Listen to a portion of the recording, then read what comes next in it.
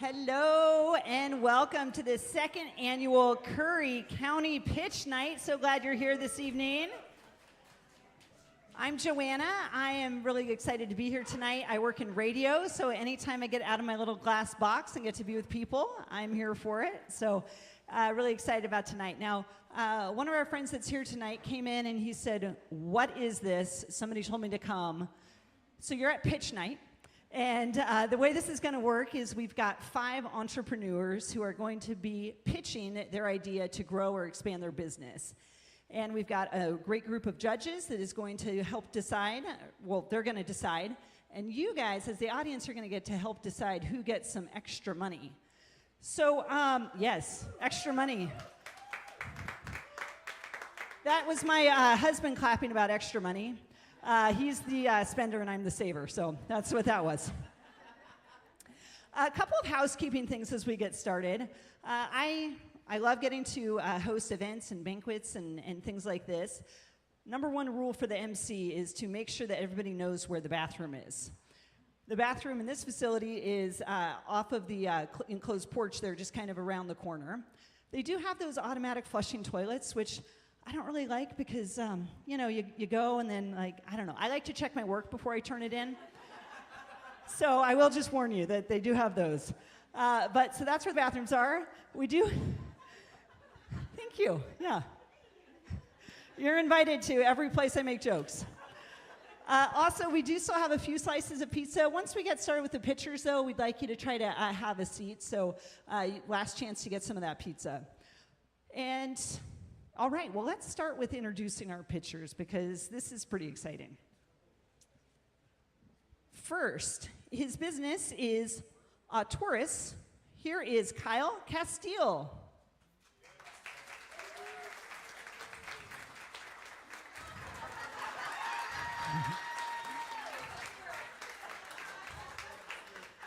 All right, from Oceanfront Ceramics, Carrie Clymer. With Legends Arcade, please welcome Ashley McGehee.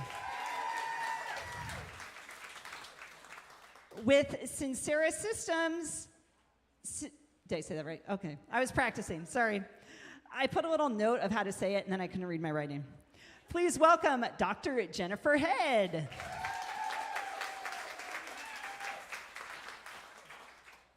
And from Tactical Adaptability Group, Zach Martin. So since they're pitchers, we're calling this the bullpen, and afterwards you'll be able to meet them and interact with some of their products, ask them questions, that kind of a thing. So that will be available throughout the evening, or after they pitch. Don't talk to them like right before they're about to go on. Wow, Miranda, I love it. Like, it's always great when you're telling jokes and you just find one person that's like, "I'm Joanna," and they're like, "Ah, ha, ha, ha, ha."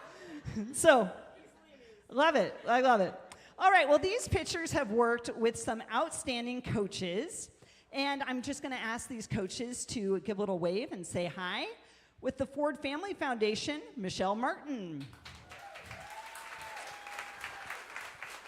From the Small Business Development Center in Coos County, Derek Ton. With the Small Business Development Center in Curry County, Gail Goldstone. And previous Curry County Pitch Night winner, Tamara Bissell. And not here tonight, but she was one of the coaches from the CCD Business Development Corporation, Kim Todd.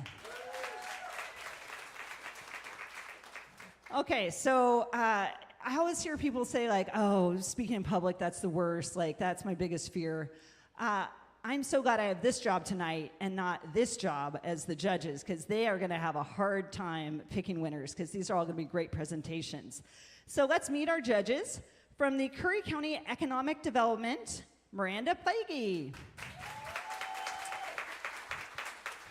So anything economic in Curry County, she's administering it. She's making things happen.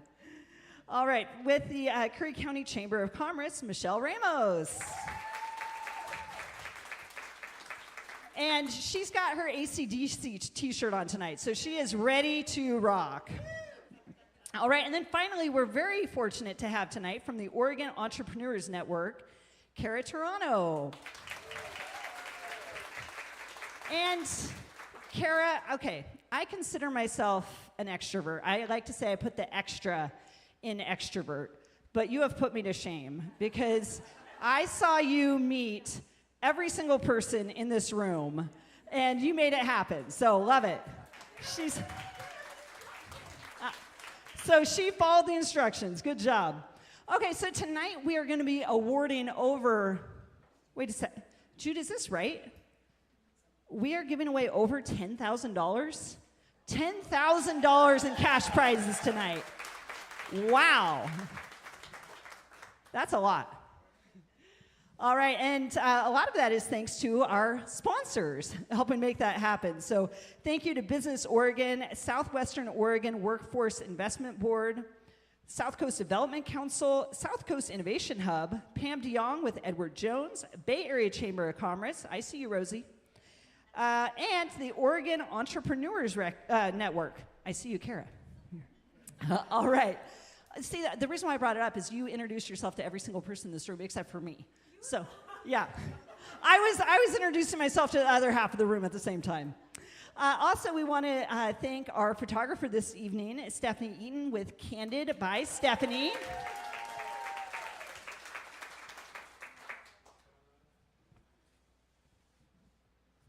And one thing that's really cool about Pitch Night, this is my third time getting to be involved with this, is that these entrepreneurs really support each other and show up for each other and are really kind of creating a hub for themselves. So I want to thank some of our previous participants for being here tonight. I saw Jessica from Isthmus Slough Soap Company. Joe from the Tech Ninja is here. Tamara, of course. Oh, sorry. Tamara came back as a judge, and then Stephanie participated in the Coos County event in January. So it's great to see some friendly faces once again. All right, a couple things that are different this year. Has anybody been to a pitch night before? All right, good. Glad you're back. And if you went to the one where I made the bad joke, I'm glad you came back. It was one time, one bad joke. We moved on. It's fine. So a couple things that are different about the event this year. The biggest thing is we're giving away way more money. So like I said, over $10,000 in cash money, as well as some bigger prizes with some memberships, and I'll kind of get into that as we go. The thing that hasn't changed, though, is that we do still have the audience vote and the opportunity for you to get to help support entrepreneurs. So the way that's going to work is we'll have our pitchers pitch, and during that time, we'll pass around some hats, literally, they're hats, and ask that if you would like to support these entrepreneurs, you would be willing to put some money in those hats. And then we'll also have an audience vote, and whoever gets the most audience vote is the winner of that additional cash. So you guys might love somebody that gets 5th place, but they'll still get the big wad of cash. So that's what you get to do. I hope somebody brought a bunch of ones, so then it is like a really big, wad of cash. All right, well, I think with that, I think we're ready. I think we are ready to pitch. And so in keeping with the theme of it being the bullpen, and these are pitchers, like here's the coach, like the coaches do the thing for the bullpen. They have signs. Okay, that's the joke that didn't work. So here's the thing about baseball that I've noticed. I've just one side note. Baseball is the only sport where the coaches wear the same outfits as the players. Like, have you ever noticed that? Like, football coaches don't wear pads. And let me tell you, if gymnastics coaches ever had to start wearing the same outfits as their players, the gymnasts would be wearing much less skimpy outfits. So that's all I'll say about that. All right, well, let's call in our first pitcher. Please welcome Kyle Castile.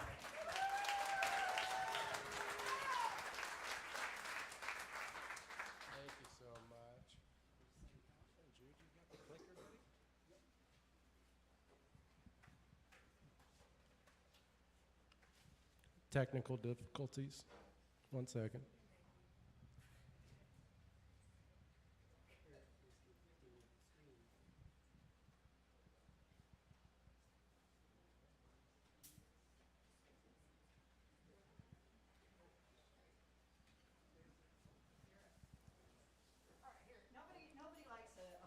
being used. Okay, so are we ready? Okay, here we go.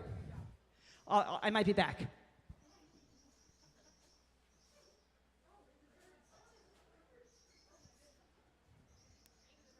All right, I think we're ready. We are definitely not ready. Mr. Jude, whose is this? I'm going to press buttons until we figure it out, all right? We're getting there. I see my guy right there. Yeah, that looks better. Close, warmer. Almost there. 10, 9, 8. Wait. Hey, thank you, Jude. God, we love Jude. He's here to save the day, all right? Hi, everyone. My name's Kyle. I have a startup called Autors, and I'm here to tell you that work should feel simple. For technicians, diagnosing a repair, it's a pretty straightforward goal. We bring the vehicle in, we diagnose the problem, we fix the issue, and then we ship the vehicle off to the customer. I've spent a long time in service departments, and what I figured out over the years is the hardest part isn't actually repairing the vehicle. The hardest part by far is managing information. And over my time in service departments, I started to notice a real pattern. So labor rates in repair facilities are right around $200 an hour, and that's a lot. But what you probably don't know is that a majority of service departments lose somewhere between $15,000 and $30,000 a year just on denied warranty claims. The process is a bit of a broken process. So let me grab my notes here because I'm gonna need them. And you can clearly see the issue on my actual service desk. So 5 monitors, 5 different software programs, and not a single one of these programs talk with each other. And the biggest issue by far is that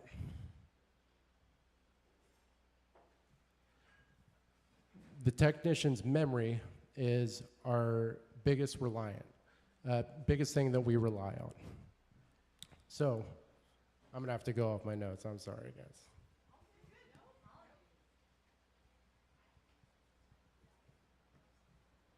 So when a repair order is born, it goes off to live with a technician. That technician will usually spend somewhere between 15 minutes and an hour just detailing his notes on that repair order. And after the technician finishes his notes, he passes that repair order off to a service advisor. And a lot of times that service advisor will go through and spend the same amount of time doing the exact same thing. He edits those notes for punctuation and grammar. He'll go through and verify all required documentation and photos are present in that repair order. And when he finishes that, he'll pass that off to a warranty admin or myself as a service manager, and then we go through and do the exact same process again. We'll verify that all required documentation are present, and we'll submit the thing for warranty. And even then, a majority of warranties are still denied, and then it comes back to us. So that work happened 3 to 4 separate times, but the documentation, or the work happened once, but the documentation happened 3 to 4 separate times. Eventually, I became so frustrated tracking down information that I started using AI to help me file the claims. And it worked. And it worked so well that I used AI to help me develop some tools that I passed around to my service advisors, and that worked also. The biggest problem by far, though, is the technicians out in the shop were still having the same issue. So they would spend a lot of times typing in their notes. When they were done with their notes, we would get the repair order, and required documentation was still missing, and we were still getting denied claims, and the systems were still scattered across multiple different monitors, and all those software programs didn't talk with each other. I'm just going to do that. And that is what sparked my breakthrough. So the breakthrough was that value shouldn't be something that we're scavenging for after the repair is already finished. Value is something that we find and we create while the work is happening. And in 2026, work should feel simple, like child's play. And up there you see my little beta tester there sitting at my desk. And documentation should be a byproduct of the work performed, and we have the technology to do it. That is the insight that eventually became Autors. Autors is a conversational workspace. It's designed for physical operations. It enables the technician to talk while they work.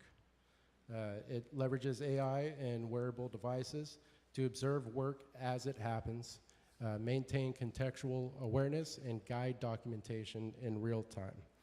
And most importantly, Autors adopts a human-in-the-loop model of AI workflow. It's AI integration. What that means for operations is that humans are the last line of defense. They're the authority. And what that means for Autors is that missing documentation, photos, notations, edits, all of that happens in real time before that repair order is ever submitted for the warranty claim.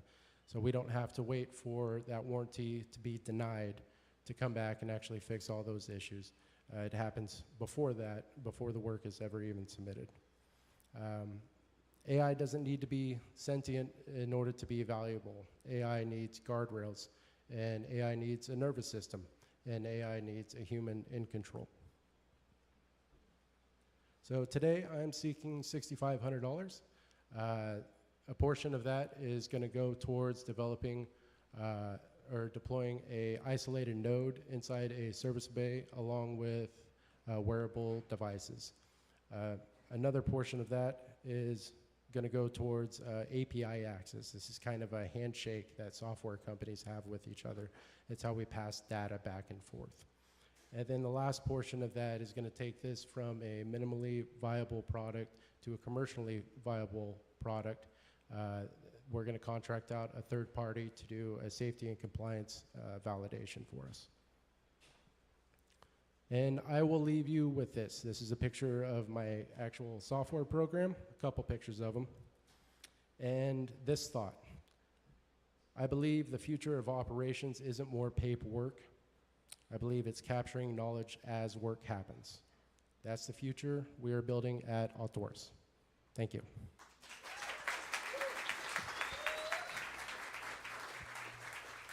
All right, and so now we'll have a few minutes for our judges to ask some questions of Kyle. Hello. I should have started with just tossing the notes. I'm sorry about that, y'all. Oh, so thank you. Thank you for a very good presentation. Yeah. I'm so happy that you're filling a gap. Mm-hmm. That's much needed.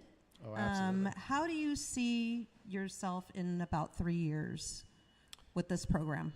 So in about 3 years, it all depends on API integration. So the software itself is developed to work alongside OEM manufacturing, like proprietary software. If I'm able to get API access, that's that handshake, that data transfer between software programs. The thing is, if this works in one facility at one dealership, it spreads throughout the entire dealership. So I was a service manager at Peterbilt dealership. We have 44 locations. If I had software like this onboarded at one location, it would immediately deploy to 44 separate locations, and in which case, the next dealership catches on. So in 3 years, I see this being a product that is possibly in hundreds of separate locations. Kyle, that was awesome. You should have thrown the notes from the beginning. I know. I'm not a public speaker, y'all. I'm sorry. I'm a service manager. We turn wrenches.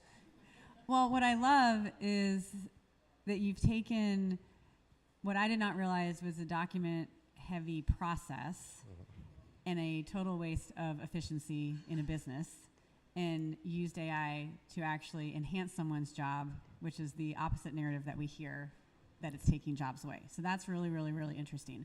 And then you also talked about the potential to scale across dealerships, and I'm curious, do you have a pricing model in mind, or what you're going to charge to make money when you sell this?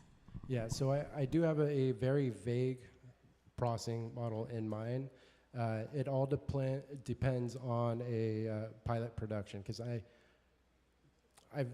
I've ran some numbers, and I don't think that the data that we're going to be consuming is going to be a crazy amount. So we're thinking about onboarding individual dealerships between $2,500 and $3,500, and then a monthly fee of somewhere between $750 and then $1,250 per dealership. And this is right in line with other software that I've onboarded myself. Just alone, when I was at the previous location, we onboarded software for Mitchell, which is very rudimentary software that just gives you labor time estimates and then a brief diagnostic tree chart to run through. That alone cost that dealership $650 a month.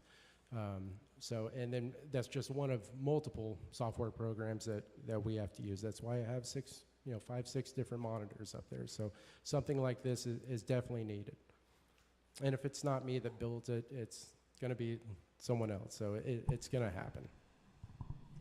That kind of leads into the question that I was going to ask, is with the industry sort of taking on AI or reimagining their industries, finding efficiencies, flows, and whatnot, have you heard of anyone sort of else going into this space and talking about the efficiency in that management? So nothing like this. The thing about it, so there are some manufacturers out there that have their own proprietary warranty filing software, right? Those are the large organizations so Ford and GM are the only two that I'm familiar with, and that's just because they decided to dump $15 million into it.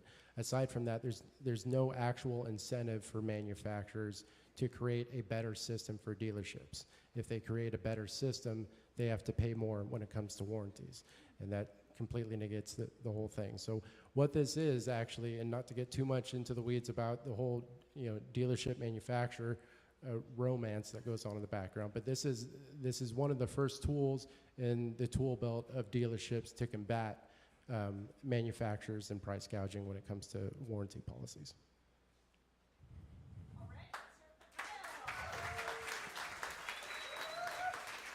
Thank you, Kyle. All right, next up to the stage is going to be from, I think I'll wait though. We'll get it. We'll give you a minute to get it set up. That baseball joke about the uniforms, I'm so happy with that. I wrote that joke in my journal like 5 years ago, and that was the first time I've ever gotten to say it on stage, because this is like the only like sports adjacent thing that I'm like involved with. So I was pretty excited about that. Sport adjacent, yeah. I go to the gym once a week. Yeah, adjacent. It's a stretch. Oh, who said that? That was good. Thank you. All right, you should put some cute little phrases on T-shirts or something. All right, from Oceanfront Ceramics, please welcome Carrie Clymer.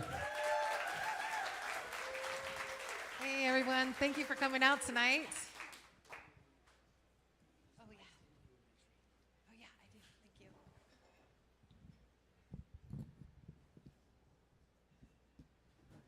Go. This is better. Now I can see it too.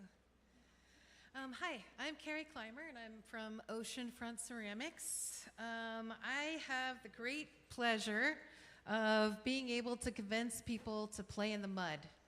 And it turns out that most people have just been waiting for the excuse. So I've been teaching ceramics in the area for the past 3 years. And what I love most about teaching is watching people discover what they're capable of. My background is in fine arts and psychology,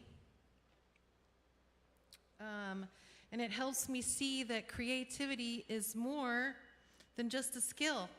It's a way to build confidence, solve problems, and express who we are. Humans are intrinsically linked to clay. It's documented the rise and fall of civilizations, the sinking of famous ships. It adorns the tombs of eccentric leaders, and it's aided in the development of countless inventions, like indoor plumbing. It holds mystical roots in the power of fire. It encapsulates the story of humans. In our coastal communities, there are limited opportunities for creative education, places to connect, family-friendly activities, or even ways to learn a new skill. To address this need, we opened Oceanfront Ceramics on May 16th, and we received overwhelmingly positive responses from the entire community, which confirms kind of what we suspected, which is that people are looking for meaningful ways to create and connect. What sets us apart is our ability to offer experiences beyond the traditional pottery studio. We offer one-day classes to entice tourists, one-time, first-time, future clay enthusiasts, and we just linked up with the Bandon Youth Center to offer a summertime clay program.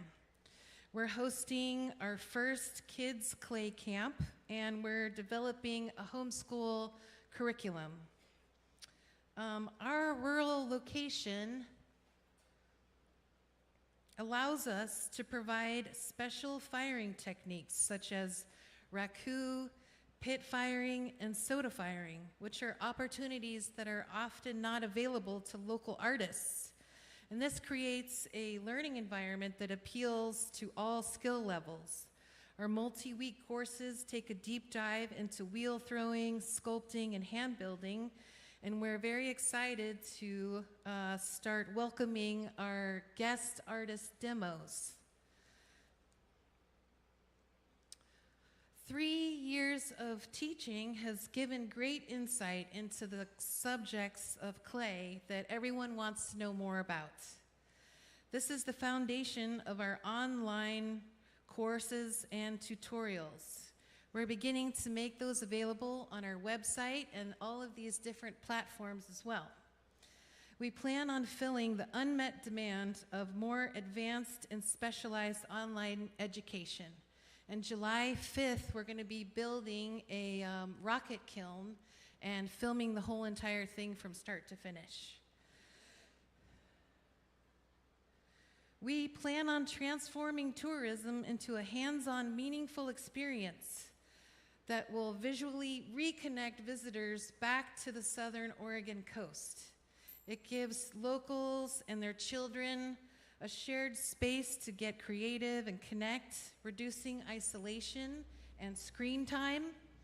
And we serve as an entry point for ceramics while strengthening community ties and granting accessibility to local artists. Currently, we are building momentum as a business. We're getting the word out about what we offer. We're maximizing our studio flow. And by next year, we intend to have a much larger kiln to accommodate more learners, a summer residency program, and as soon as possible, we want to move into a larger building so that we can become clay and glaze distributors locally. The industrial setting will also help to become a hub for more artists, larger workspace, and more children's programming, which seems like it's needed in the area. With this funding, we're going to change this pile of bricks that we already own into this amazing kiln. We need help reconstructing this giant kiln. The small, expensive pieces are needed too to make the studio a little bit more comfortable. And we also want better filming and editing equipment to make higher quality online courses. Since beginning teaching, I have felt such joy, and I've had the great opportunity of sharing it with so many creative people. At Oceanfront Ceramics, we're fostering a vibrant community of artists from the ground up. And join us in cultivating a safe, inspiring space where creativity flourishes and everyone can share in the joy of clay.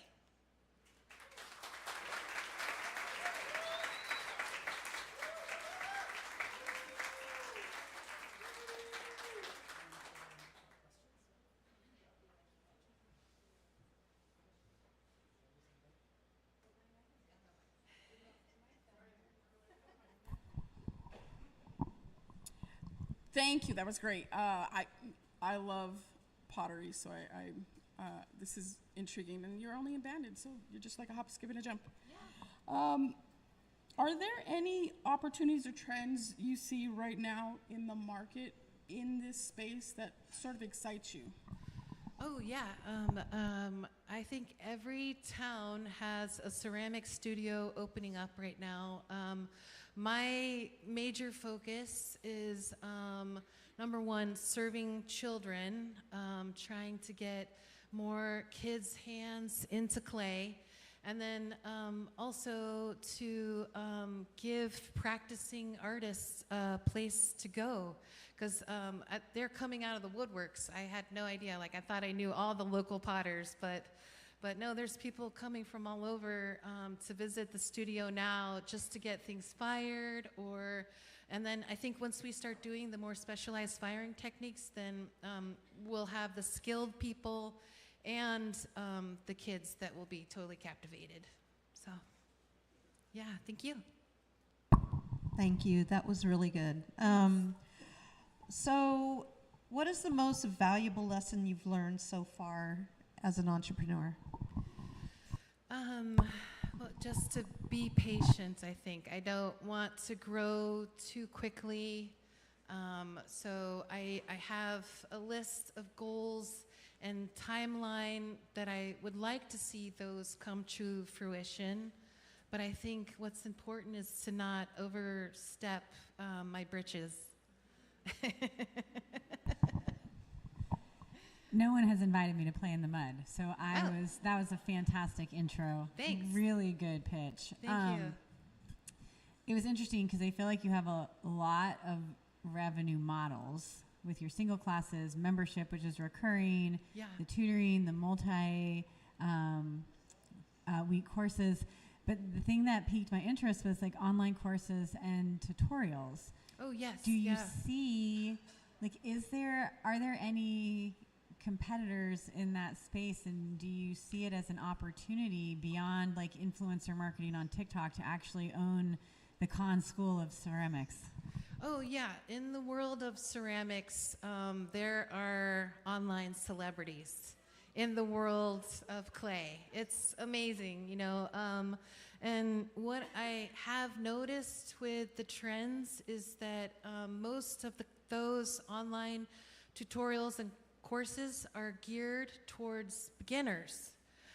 So that gap is and totally untapped, you know. That's why I think our first full-length feature of doing the kiln build is going to be gigantic, because like with YouTube, people will be able to go back and watch it over and over and over again whenever they want to. And it's facilitating a multitude of different revenue streams, just because people will seek you out, you know. And so I think that the online courses could potentially bring a lot of people to this area also. Yeah. Thank you.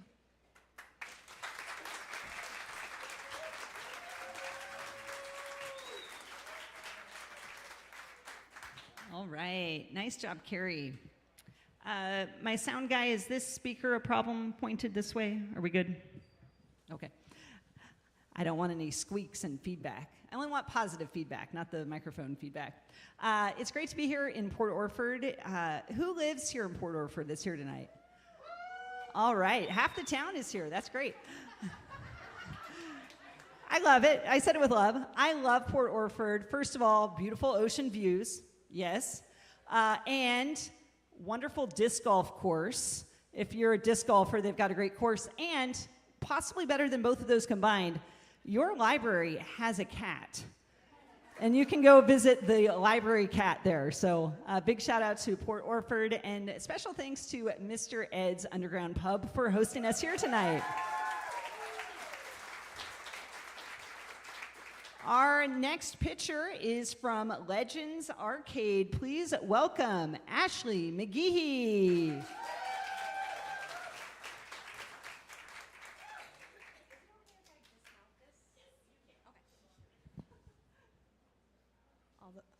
Although they handed a hand talker a microphone, so we'll see how this works.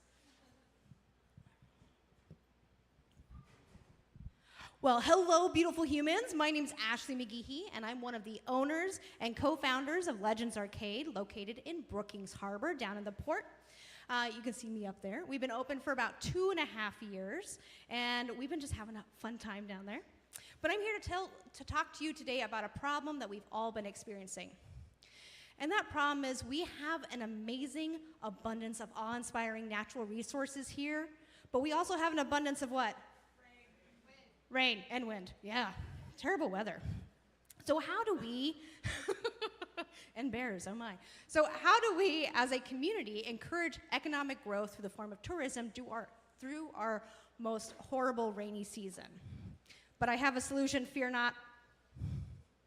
And that solution is to turn Legends Arcade's existing satisfied customers into walking word-of-mouth billboards for the Southern Oregon coast. Legends is in a really unique position to do so, because not only do we have a retail function, but we have a prize redemption counter. So satisfied customers earn tickets when they play at our arcade, which they can exchange for prizes. And the nice thing is each one of those pieces, as it walks out a door, goes to the community those people are from and becomes a unique conversation piece, letting other families know that we have all-weather, family-friendly activities on the Southern Oregon coast, encouraging them to visit during our rainy season. And we have been blessed with some of the coolest customers in the whole world so far.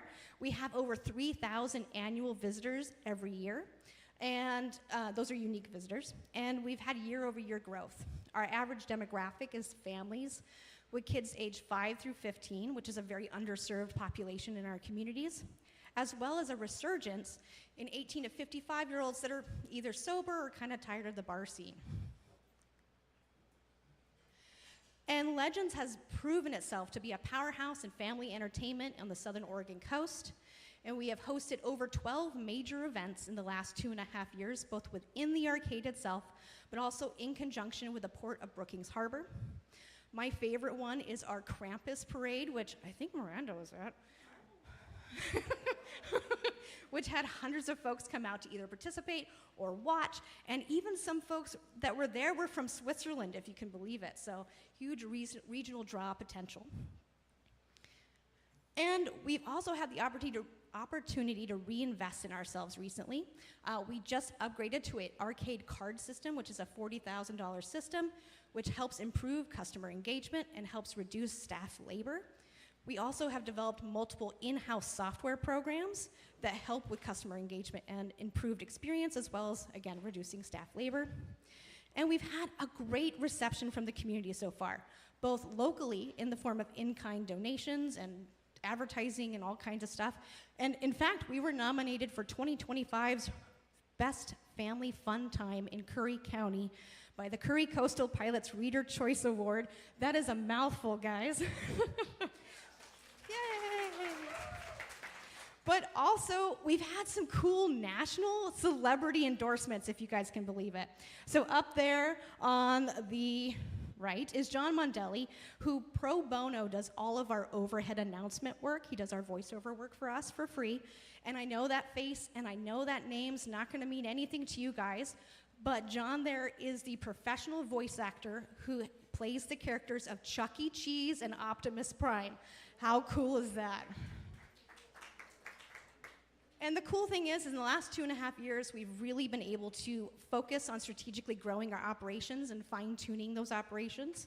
And right now, what we're working on is increasing our regional awareness all the way as far as we can.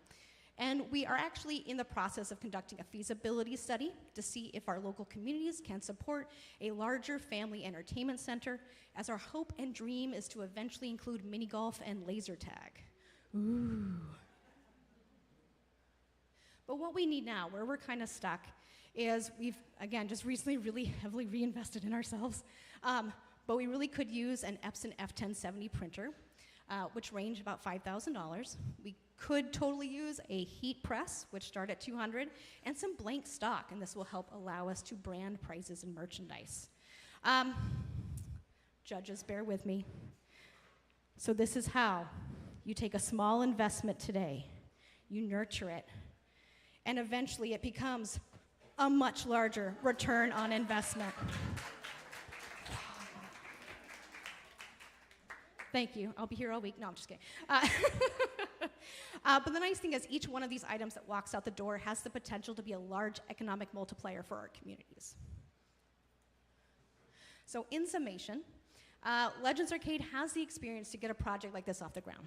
So although we have been operating Legends Arcade for 2.5 years, my husband and I also ran a successful small business for 13 years prior. So we're not green around the gills. This isn't our first rodeo. We already have a team of employees who are fully trained and boots on the ground. We've been open for that time. We have the experience and the strategic knowledge to move this forward, as well as a supportive community. I cannot brag about how cool our customers are enough. By the way, y'all, the live stream is being broadcast in the arcade as we speak, so everyone, so say hi. Hi, guys, wherever you are. So I think that's about my time. I'm sure I forgot something important, but you don't know what it is. You'll see up here is my QR code that takes you to our link tree, where you can access our Google business information, our website, all of our socials, all that jazz. But I'm going to be here until they kick me out. So make sure if you have questions or you want to talk about the arcade, don't be afraid to come and talk to me. I have a cool booth over there that's got swag, so if you like stickers and candy, come and see me. All right? And I think that's my time.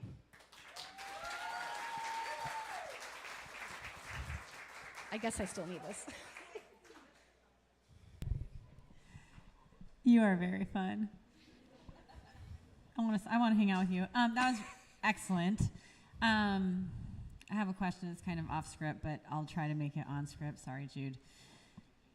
So I'm curious, like, your vision beyond the rainy season, and if you could estimate how much your arcade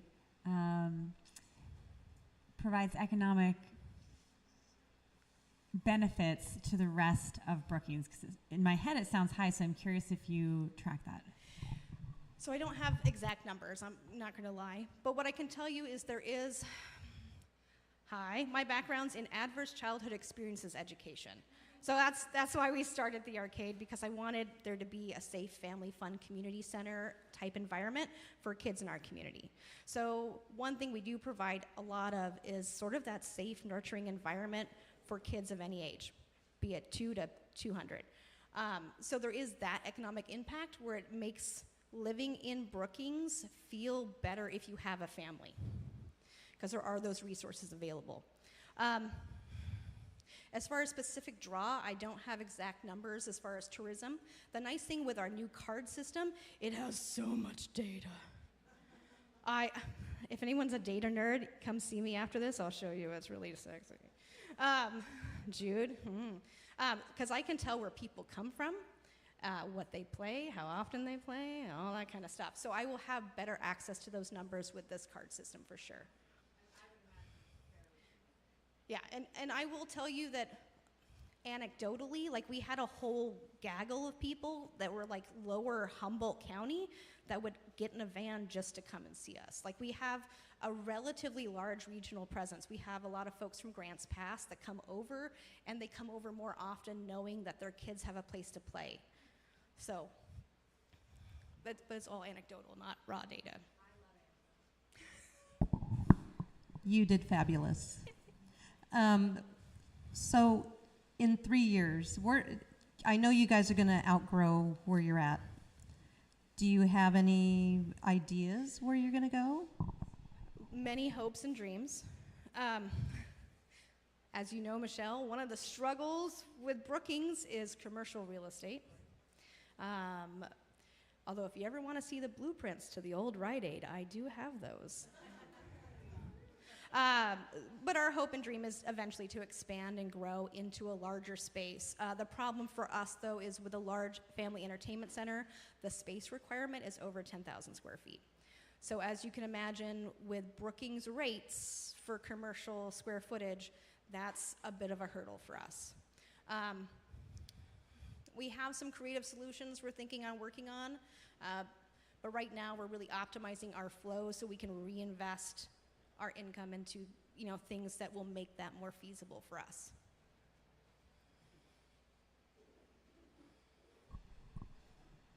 Okay. Huge fan of what you're doing. A huge need you're filling within Curry as well. So I'm huge fans of you guys and your work.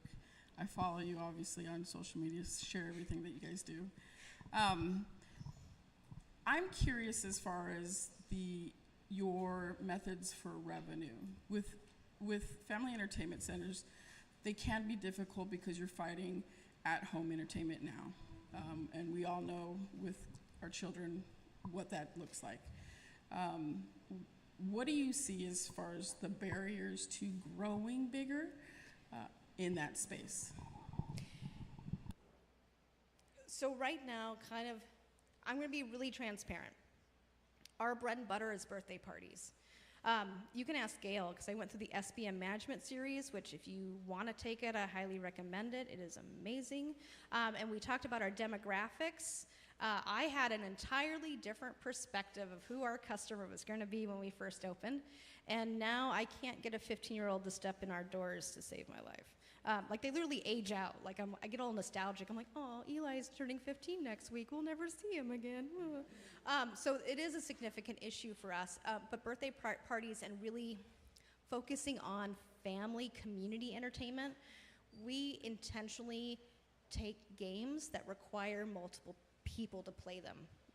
So if anyone's been there, we have a game called Go Ballistic, which up to 4 people can play. And we're really trying to focus on that family engagement activity. So it's not so much like the parents dropping them off and, going off, but really trying to bring that community gaming experience back together. Right now, besides parties, most of our revenue is the actual gameplay.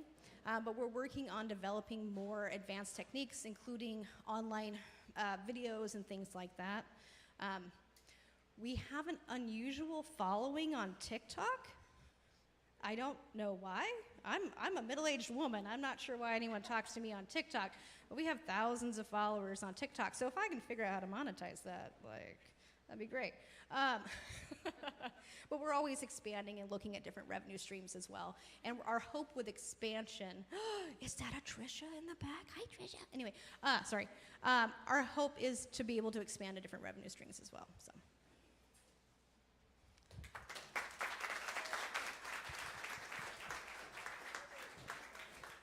Thank you, Ashley.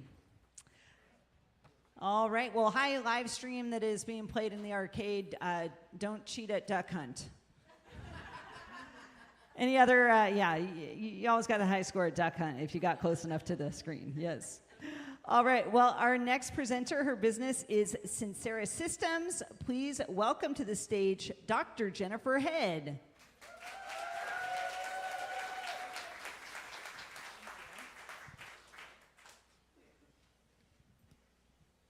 Ashley's a tough act to follow. Hi, thank you for being here. My name is Jennifer Head, Tonight I'm going to be telling you about an AI-powered healthcare platform I'm building to solve one of healthcare's most persistent problems. This is how it all began for me. This is my childhood laboratory in my parents' basement. You can see my fuzzy pink lab coat, chemistry set, microscope with a 35 millimeter camera. Over 40 years ago, I began by asking how living systems work, and today I operate a scientific consulting company out of my home in Port Orford. Healthcare delivery, how did I get here? Over the last 4 years, my work with the HIV/AIDS Bureau has increasingly focused on one of healthcare's most persistent problems, moving clinical discoveries into real-world practice. Almost everybody or someone you know has come in contact with the healthcare system. This is the healthcare pipeline. It has two sides, the discovery side and the delivery side. On the discovery side, we discover clinical innovations such as vaccines, biomarkers, medications, and on the delivery side is where we're supposed to get these innovations to the people who need them. But too often, there's a gap in this pipeline, and this is the problem that Sincera aims to address. One of healthcare's largest systemic failures is not discovery, it's delivery. It can take up to 17 years for clinical innovations to reach the people who need them. Approximately 80% of all healthcare investments do not have the intended impact owing to bottlenecks in delivery. And Americans receive only 55% of the care known to benefit their health.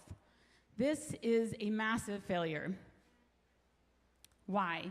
Because delivering care requires more than innovation. It requires support. It requires coaching, training, problem solving, and guidance. And unless this support is tracked and measured systematically, we cannot repeat what works reliably. And thus, we cannot improve what we do not measure. The main problem is that we don't capture the recipe for successful delivery. Support providers frequently use the spaghetti at the wall approach. Throw spaghetti at the wall and see what sticks. However, in real life, implementation support can be messy.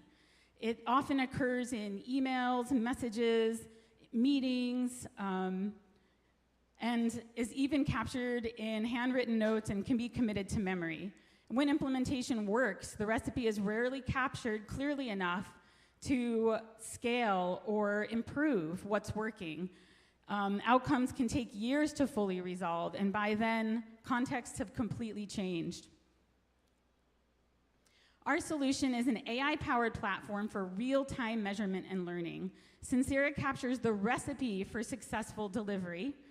Healthcare organizations and support providers can use the platform to capture, measure, and organize in real implementation settings so that what works can be repeated. The platform has 3 integrated layers. First, Athena, the knowledge layer.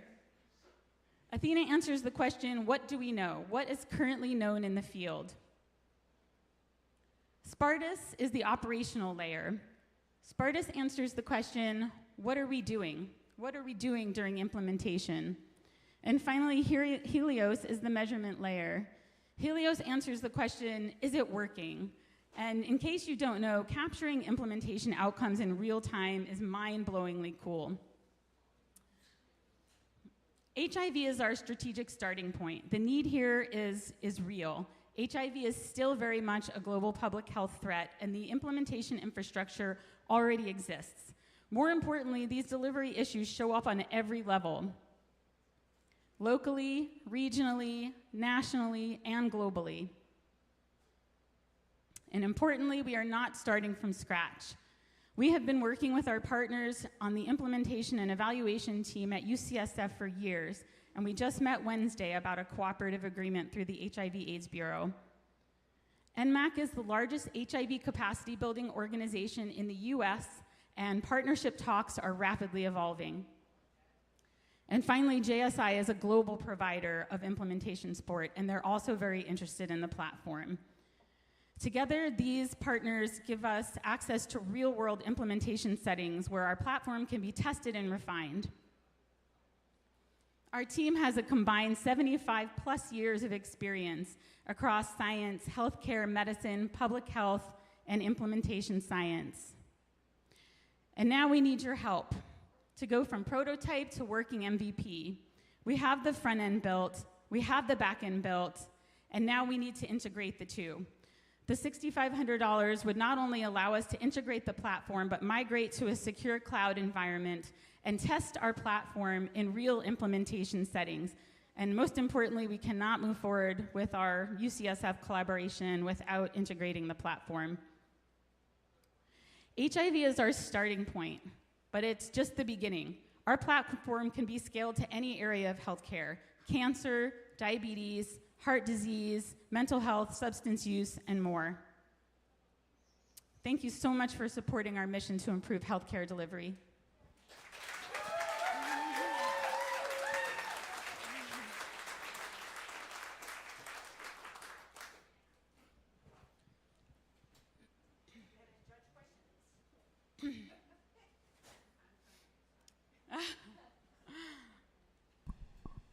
That was fascinating to hear that there's that big barrier between the discovery and then the delivery. 17 years, that's I know. Kind of There's actually a whole field of science dedicated to studying this, delivery issue. It's called implementation science, and that's the field that we work in. Sorry, I'm just writing that down. Yeah. It's an invisible problem that most people don't even know exists.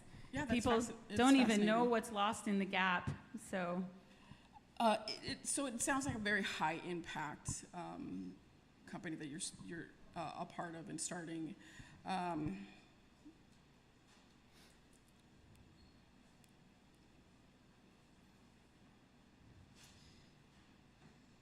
What's, besides the implementation right now, what has really been your biggest blockade or barrier within this space?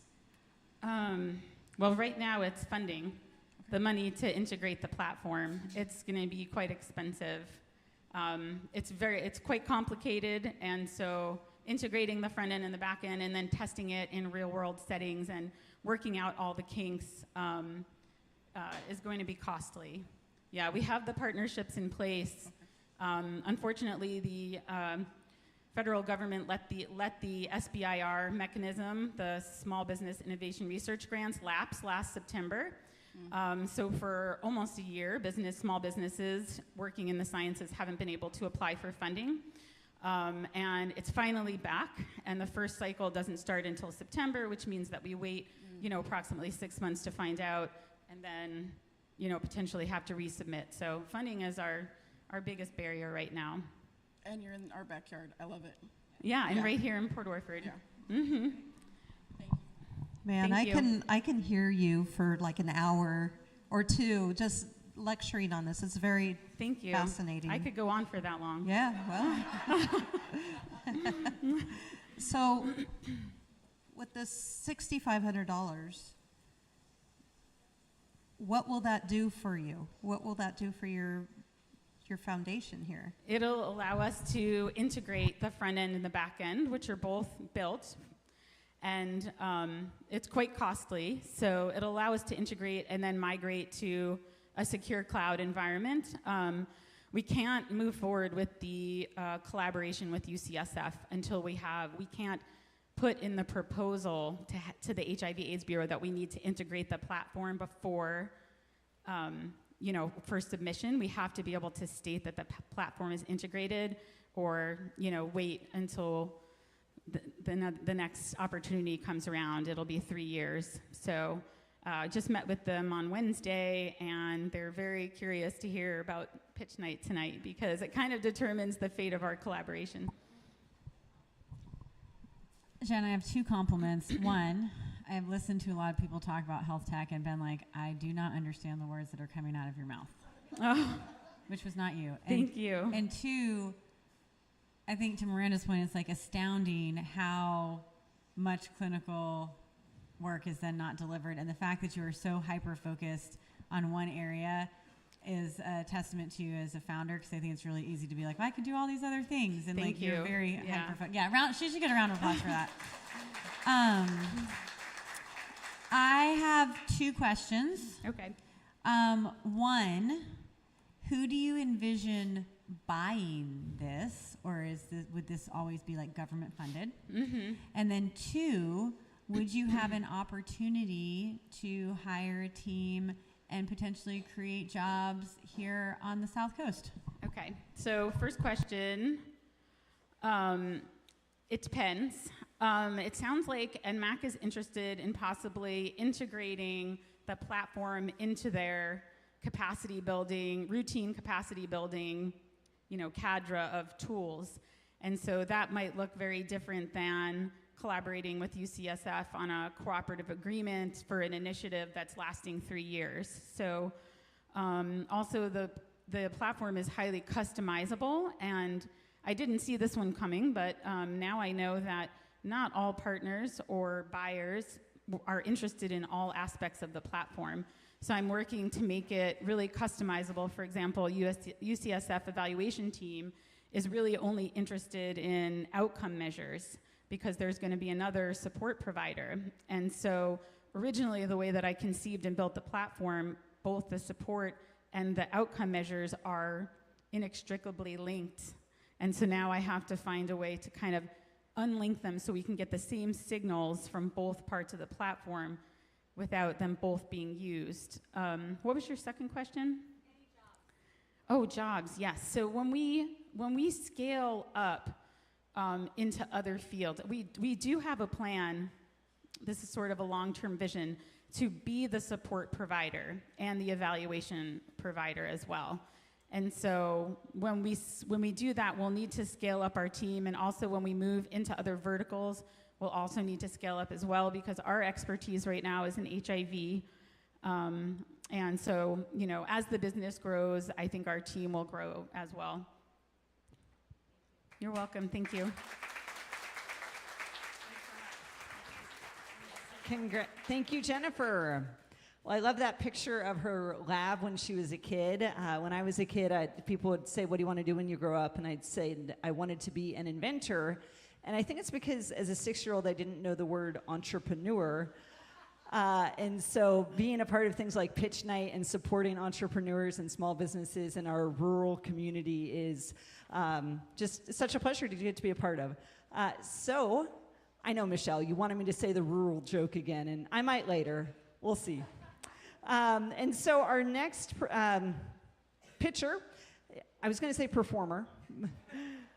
Our next pitcher is presenting about Tactical Adaptability Group. Please welcome Zach Martin.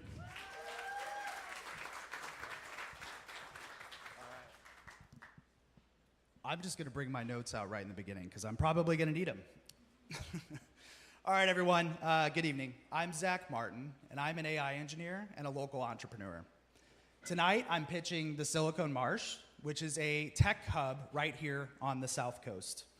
SCDC and some others have already started using this terminology, so you may have heard of it already circulating around.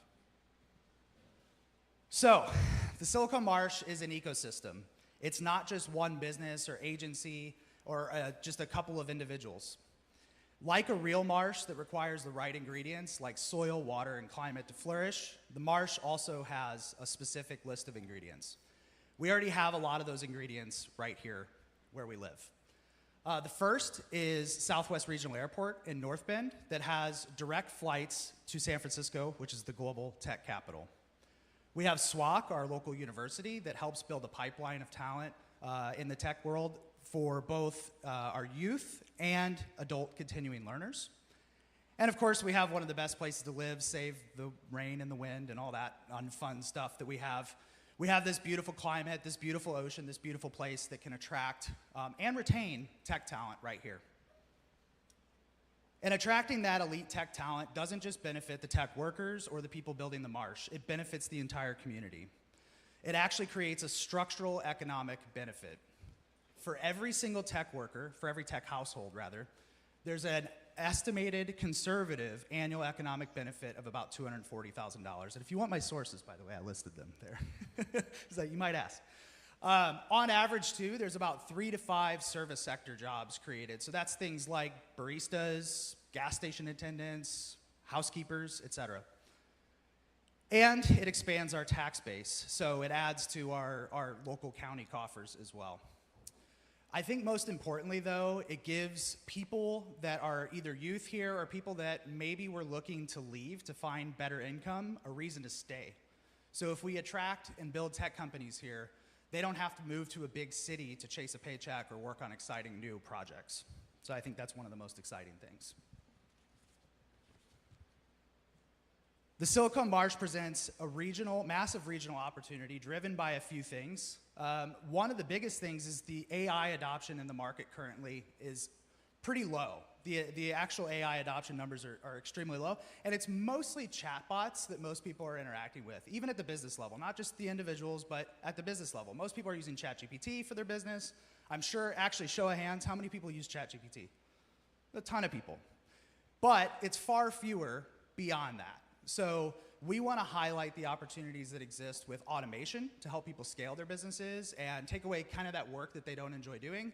But also, most importantly, kind of the vision of the Marsh is to show non-tech people that they can actually build really exciting tech ideas. That you no longer have to know how to code in order to build really cool tech. So that's kind of the opportunity that we see here. And in doing this, we will create billions of dollars, billions with a B, of opportunity for local entrepreneurs in our region here. We've already been making some great progress. In October of 2024, I started my consultancy, Tactical Adaptability Group, where I do AI consulting and education for local entrepreneurs, as well as nonprofits and others. In March of 2025, I started Trail Advocate, which was based on real pain points that I experienced in my volunteer work with Wild Coast Trails Association. The very next month, I started leading educational workshops to raise the tech competency level of entrepreneurs in our community, help teach them about things like AI, how to use it responsibly, ethically, et cetera. And just this last month, I started taking the first steps in building an agency that would help incubate local tech companies. So the agency is an evolution of work that I've already been doing, but instead of now where I'm building custom agents for people, automating workflows, doing education, we're going to do far more. So we actually have one of my partners here in the back, Joe. Wave to everybody, Joe. I'm going to call you out.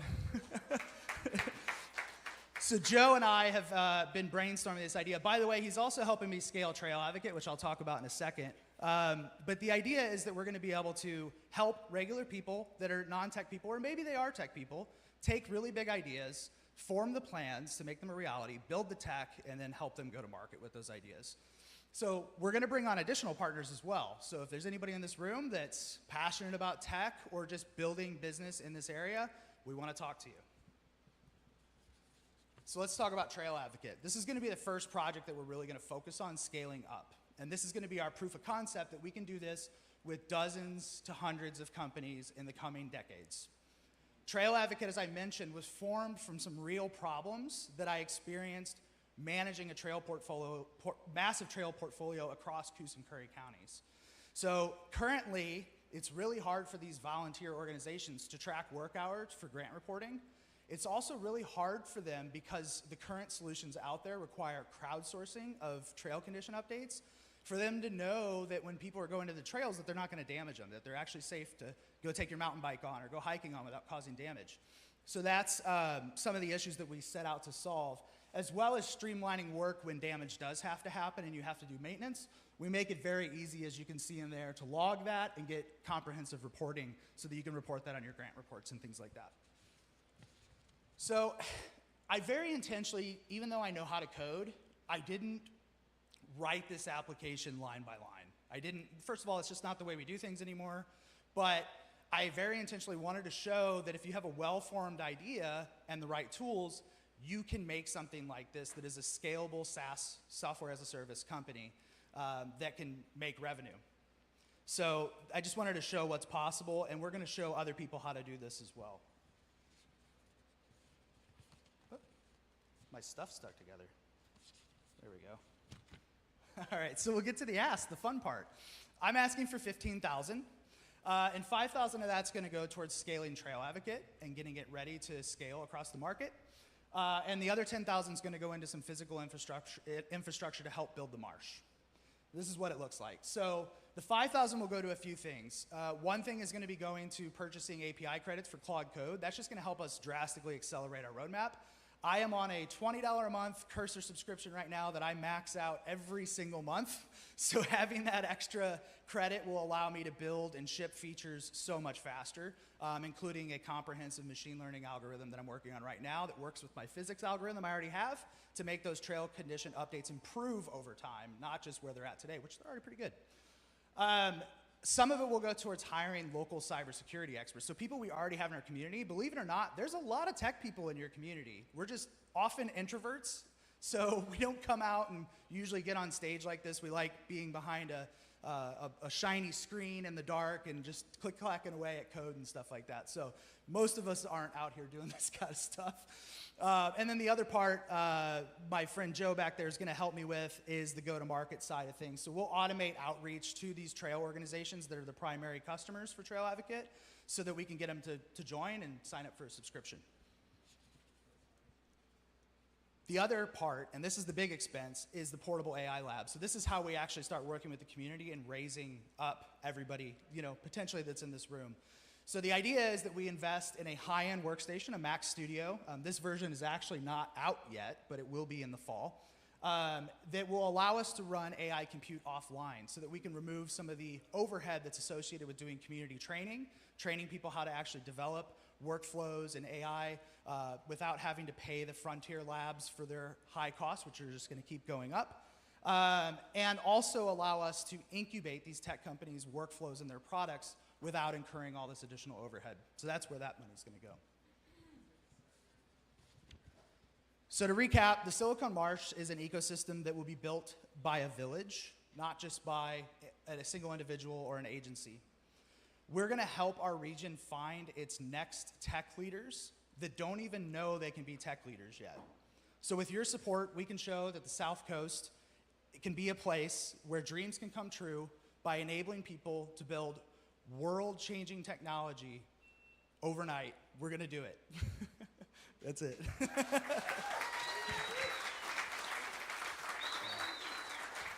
I might need that. I don't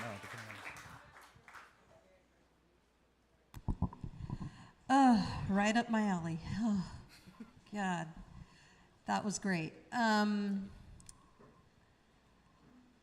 So by winning this, you're going to put that money into the Trail app. Yeah, considering the 65. So, little caveat, I realized that some of my other pitchers asked for the 6,500.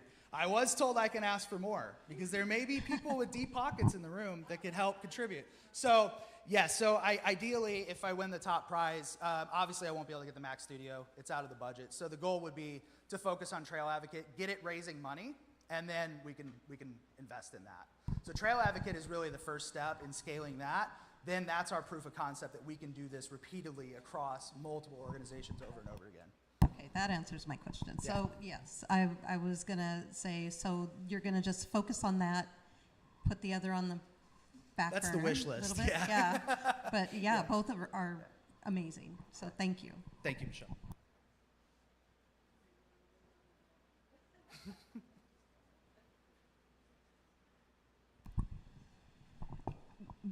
How do you, as far as like the revenue, how do you sort of foresee that taking place, and in what ways are you going to be making money with that?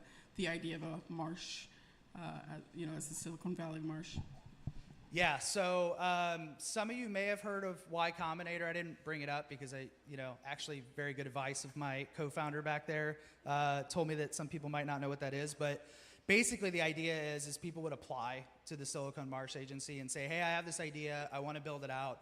We wouldn't charge them money for the services, for the fractional executive services and for the planning and for building the tech. We would take a percentage of the company. That would basically be the model for that. So the revenue on-ramp for the Marsh is not immediate. Part of what we need is to build things like Trail Advocate, et cetera, that can go towards funding those operations. But the idea is that the people that are involved, the partners that are involved, both Joe and myself, and then future partners that are involved with these companies incubating would have a small percentage of the equity in the company. That would be the goal. For Trail Advocate, just to touch on that, in case anybody's wondering. I was going to ask about it. That's subscription. So basically, for regular everyday people that just want to see what trail conditions are, it will always be free. I don't think there's a need to charge people for that because there's a benefit to get people to use it more and more. So I want that adoption out there. The goal right now, and we might go back and forth on this a little bit, is for the trail organizations themselves to pay for a subscription for their organization. Because there's a lot of workflow management benefits, and in the grant reporting process, for instance, a lot of the benefits there, plus they can see that they're preventing damage, so it's going to save their organizations a lot of money that they otherwise would have to gather and then go spend on repairing trails and things like that. So the goal is for those organizations to pay for an annual subscription. That wasn't my real question, but I'm glad you answered okay. it. My real question was, if you're going to have a Y Combinator on the South Coast, I would like to be a part of it, and I'll help with the equity portion of companies. All right. Okay, there you go. So I will join. I love it. And then my question is, like, so do you envision Trail Advocate sort of as like the pilot for the Silicon Marsh, where when you can show success in one revenue-generating tech company, it sort of becomes like a flywheel? Yeah, it's a flywheel. It's a model. I mean, obviously, there's a lot of different ways that you can monetize a software as a service platform, but most of them are a monthly, annual subscription. So there's a model that if you can take the right idea, vet it out, build the plan, build the tech, start out with an MVP, start getting it out there, test it, then you start to scale it, make it better and better, and you get it out on the market. And all of this, by the way, again, is so much easier than it was just a couple of years ago because of the tools we have. Then yes, it's the model that can be repeatable over and over and over again, that all these companies can do this. So it's like what I'm envisioning is that the person in the community that's like, I've always had this really good idea, and this is probably a bad example because I think there's stuff out there, for a dog walking app, but I don't know how to build that. Well, this is what enables that. People that are like, hey, I would love to be able to build this app that solves this real problem that I face every day and that all my friends face every day, but they don't know how to do it. The idea is that our agency can help them make that become a reality and become a very profitable business. Because most SaaS companies are, if they're run with relatively low overhead, they're pretty profitable.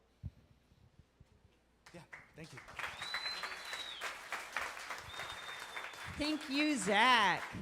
And let's hear it for all of our pitchers tonight. All right, so next we will have the judges scurry away so that they can deliberate and decide who's going to get each of those prizes. And while they're doing that, we are going to be passing the hats. So, Tracy's putting in a 20. That's how it's done right there. So Tracy and Derek are going to be coming around. And if you'd like to support our entrepreneurs, you can do so by putting money in the hat, and then those funds will go to who wins the audience choice. So they'll be doing that. We will be having about a 15-minute intermission, and then we will find out who our winners will be. So stay close by, stick around, and we'll be back in about 15 minutes.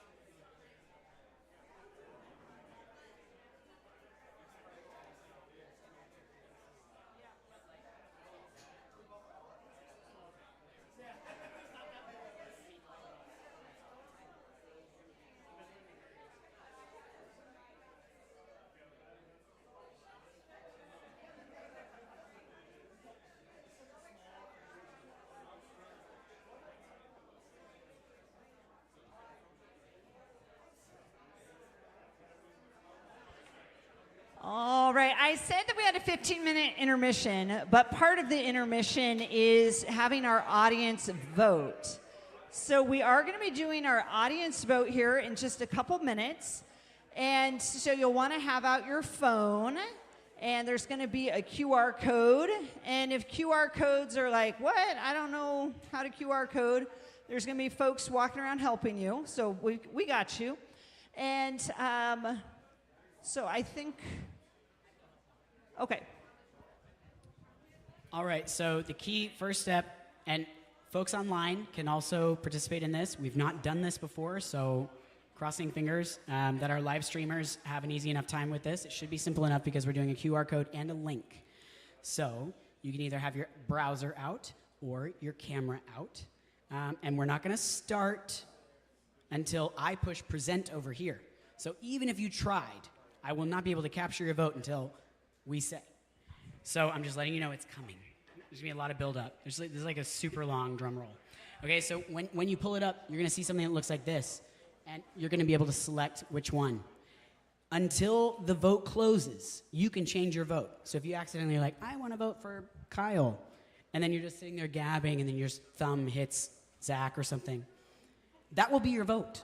So pay attention. You put it there, and you leave it there until it's over. And you cannot vote more than once. I tried it. So you can try it. You can try a new browser. You shouldn't be able to.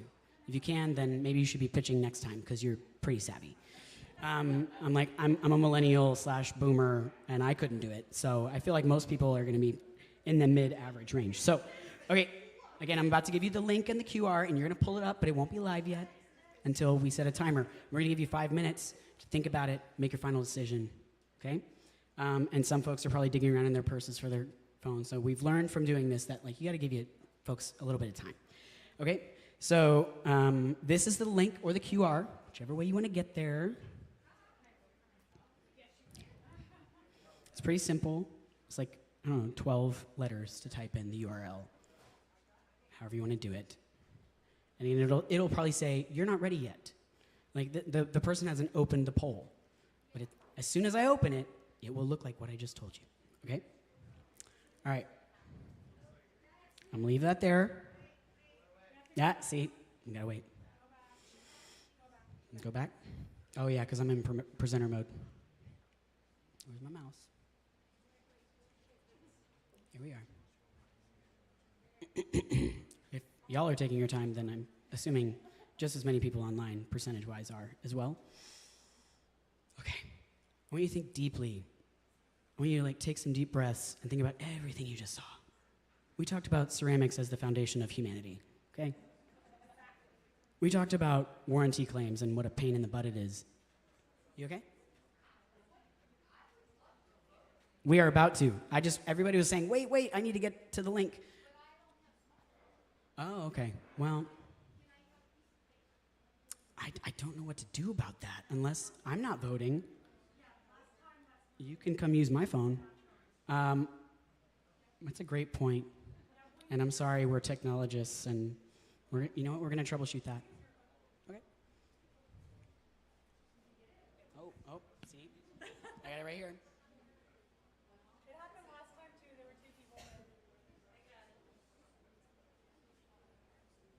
Okay, and now I'm about to make it live. Oh, people are voting. Okay. Oh! I hadn't even pushed present. All right, go. Yeah, I'm moving it. We are live, and I'm just watching the timer. I don't know. I'm not gonna get precise with seconds here because I just gave away my phone, but it was worth it for the vote. You know. All right. So it's 7:29. We're going to give it till 7:34. All right. Well, you can continue voting. And one thing you may have noticed tonight is that, yes, can we go back to the QR code?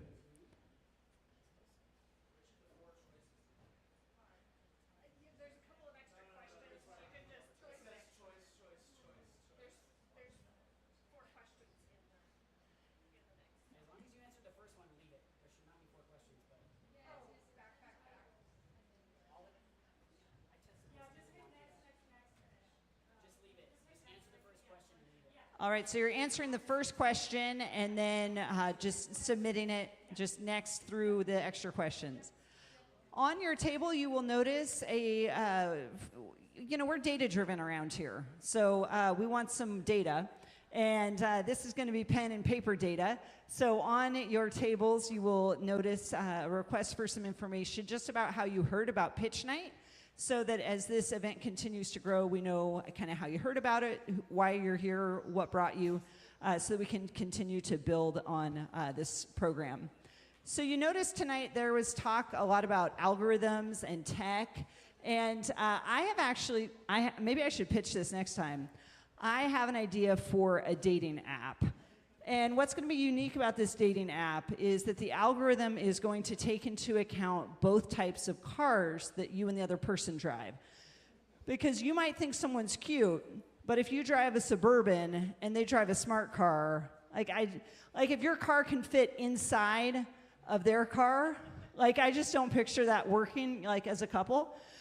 When we first met, my husband drove a Ford Escort and I drove a Geo Metro. So if you're not familiar with those cars, combined, they're 17 horsepower. So I know that the algorithm's going to work because, we were paired up.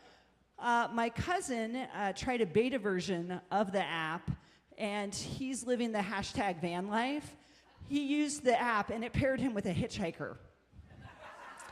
So I know that this idea, it's got some legs. Yeah, so currently I drive a EV, it's a Chevy Bolt, and the thing about EVs, especially the older ones, is that they're really quiet, and so they're actually a problem for pedestrians because you can't hear the cars running. I kind of like it because it's the first time in my life I've ever been criticized for being too quiet. There's not a lot of Chevy Bolts on the road, though, and I mentioned earlier I'm an extrovert, and so whenever I see a Chevy Bolt, I wave. And then, they don't know why. And then also sometimes I forget which car I'm driving, and if I'm driving the other car, I still wave at Chevy Bolts. So if you're a Chevy Bolt driver and I've waved at you and you don't know why, that's why. That's the whole story on that. And it looks like we have time on the voting, so no more voting. And we've still got a handful of minutes for the judges to be deliberating. So a few more minutes to, was that a wrap it up to me or a? Okay, all right, so a couple more minutes and then we'll be finding out. It's so exciting. Somebody's gonna get $6,500. That's a lot of money in my world. I don't know, Somebody's, yeah. And it's grant money, so you don't even have to worry about bumping into another tax bracket or something. So, all right, we'll be back in just a couple minutes with the winners. And everybody's a winner.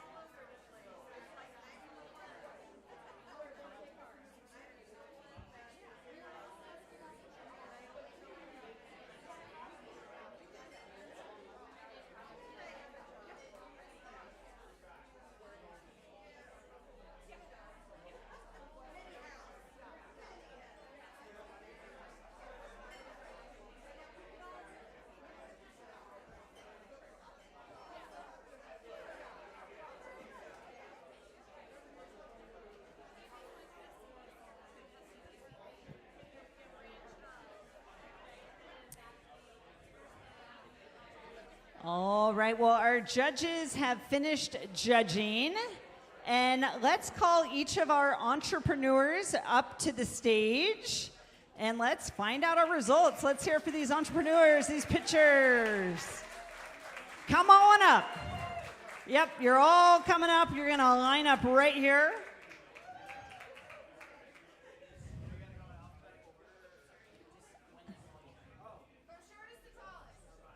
Here, yeah, I think we'll, everybody all the way across, right up here. Yep, come on up.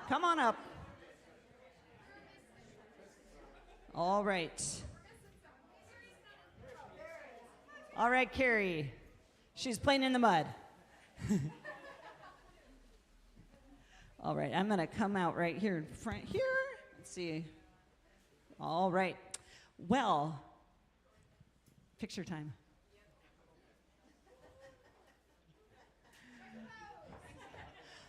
All right, well, it is my pleasure to get to announce our winners. So first of all, a prize that each of our 3 tech pitchers will be receiving. So that's Kyle, Jennifer, and Zach. They are all receiving an annual subscription to the Tech Association of Oregon.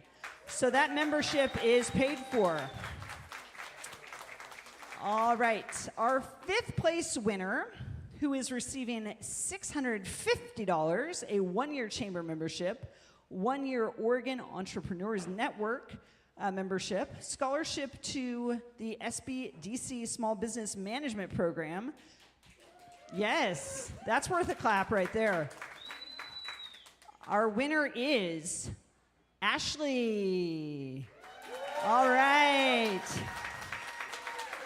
A big check for Ashley. A big check is actually one of my life goals, and so congratulations, Ashley. All of you guys are getting a big check. All right, in 4th place, same prize, $650, the 1-year chamber membership, 1 year to the Oregon Entrepreneurs Network, and the scholarship to the SBDC Small Business Management Program is 4th place, Zach Martin.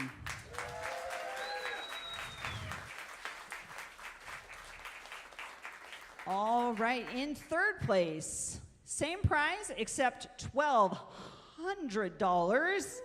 Our 3rd place winner is Kyle Castile.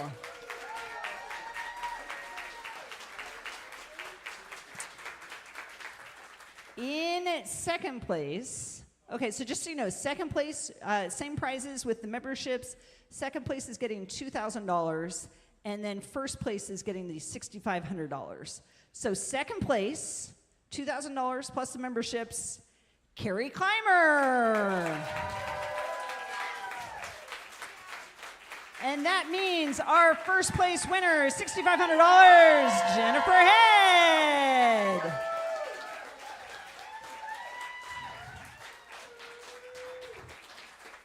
And I did triple check because I didn't want the Steve Harvey moment where you announced the wrong person.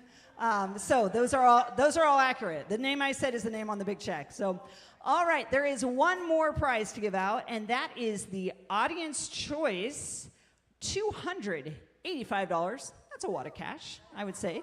And I didn't write that down. So let's all together find out who the winner is. Carrie Clymer.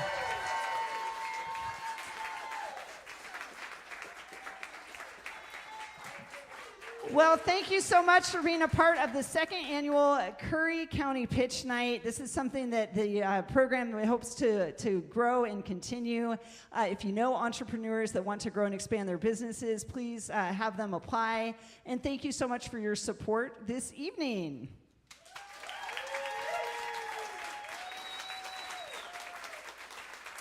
And I have nothing else to say. Oh, a big thank you to Mr. Ed as well. And if anybody wants a picture with me, I'm available too. That was weird. Strike that.